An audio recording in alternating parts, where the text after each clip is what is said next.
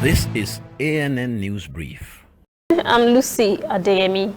Zimbabwe's biggest teachers' union has said on Monday its members will not return to work next week for the first time since March unless they are paid a COVID-19 allowance and given a pay rise.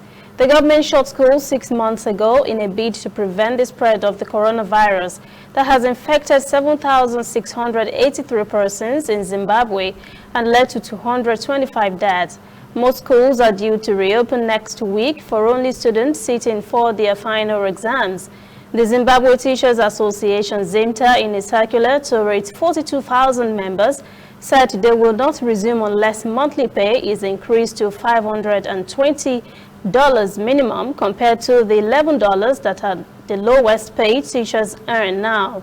The ZIMTA National Executives has declared that all educators will not be able to report for duty on the 20th of September 2020 for opening of schools. ZIMTA also said it wanted to negotiate COVID-19 allowances to reflect the risk of heading back to the classroom.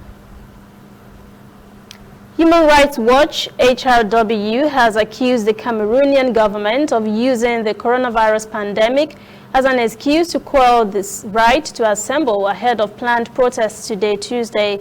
The opposition party leader Maurice Kamto had called for a peaceful protest and civil disobedience against the government.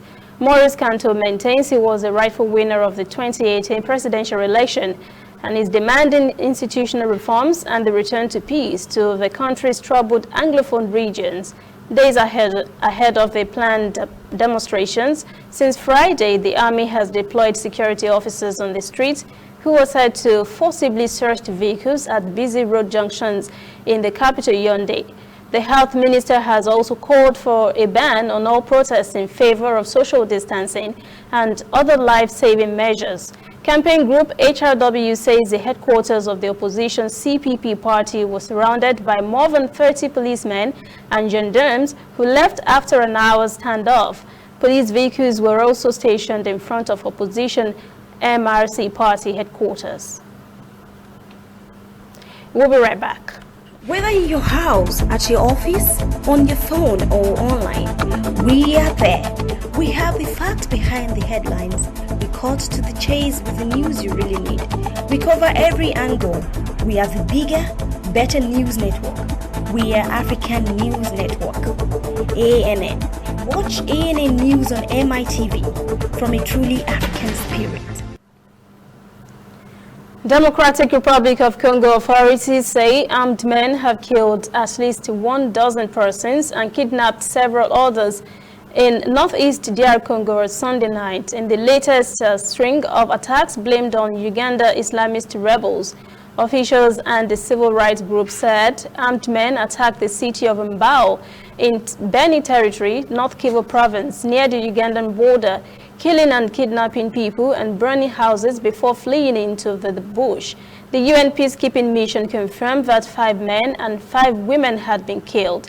Violence attributed to the Allied Democratic Forces ADF, a Uganda armed group active in eastern Congo since 1990s, has surged since the army began a counter-insurgency campaign against them last year. A UN report said the ADF has burned down villages, destroyed health centers and schools, and abducted and recruited men and women and children.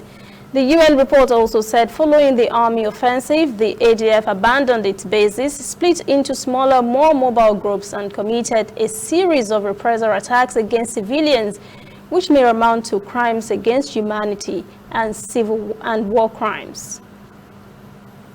That is ANN News Brief at 1. For details on these and other breaking stories, visit our website, annafrica.news.